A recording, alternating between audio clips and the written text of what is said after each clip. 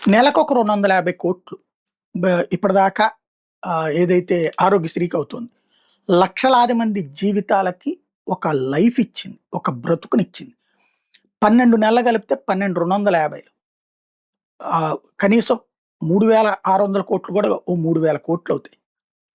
అలాంటిది 4,000,00,00,000 ఇన్సూరెన్స్ వాడికిస్తే ఏంటి ప్రయోజనం? రాష్ట్ర ప్రభుత్వం ఆలోచించుకోవాలి.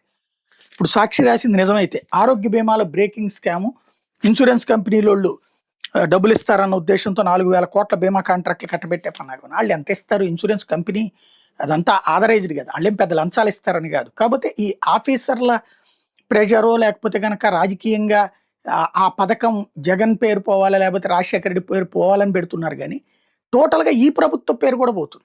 నేను ఇందులో లంచాలు ఇస్తారు ఇన్సూరెన్స్ కంపెనీ వాళ్ళు 4,000,00,00,000 ఆళ్ళకిస్తే ఆళ్ళేదో తీసుకొచ్చిస్తారంటే రేపు పొద్దున ఆళ్ళు చూపెట్టుకోద్దేంది జీఎస్టీలో వీటిట్లో కూడా. పిచ్చ పిచ్చగా ఉండదు.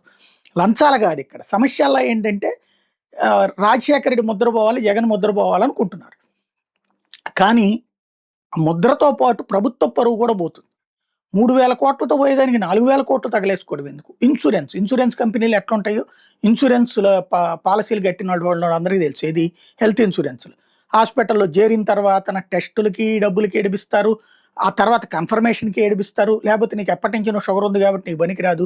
లేకపోతే నువ్వు మాకు చెప్పలేదు కాబట్టి పనికిరాదు. ప్రతి 100లో 40 మందిని ఏదిస్తారు. 60 మందికే కరెక్ట్‌గా అవుతది.